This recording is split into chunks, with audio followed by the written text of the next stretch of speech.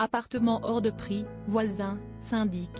Pour ne pas être embêté par tous ces détails du quotidien, certaines personnes choisissent un mode de vie bien particulier, celui d'aménager sur une péniche. Plusieurs célébrités l'ont adopté, à commencer par Laurent Bignola, ex-star de Télématin. Ce n'est pas un pied-à-terre mais un pied-à-l'eau que Laurent Bignola s'est offert il y a quelques années.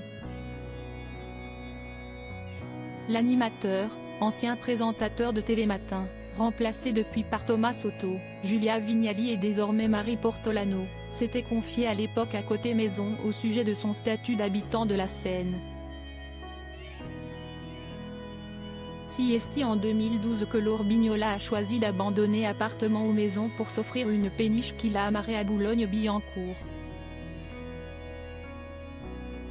Grand amateur d'océan et de nautisme, Laurent Bignola a choisi de changer de vie et de se retrouver sur l'eau pour son équilibre physique et mental. C'est la continuité de l'enfance, c'est un ersatz de la mer, de la nature, et de la forêt. Je me sens comme dans un roman de Jules Verne, un voyage immobile. Sa péniche, une flotte datant de 1937, a connu une petite période de travaux. Le bateau était en bon état mais il a fallu faire pas mal de travaux d'aménagement pour l'intérieur, changer des cloisons pour installer un dressing, un bureau. L'animateur dispose d'une jolie terrasse sur laquelle il aime passer du temps, sous le soleil et même sous la pluie, d'un dressing et d'un bureau.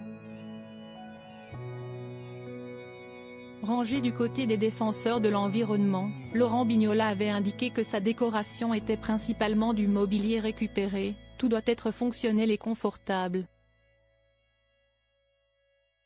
Il y a donc beaucoup d'éléments en fixe.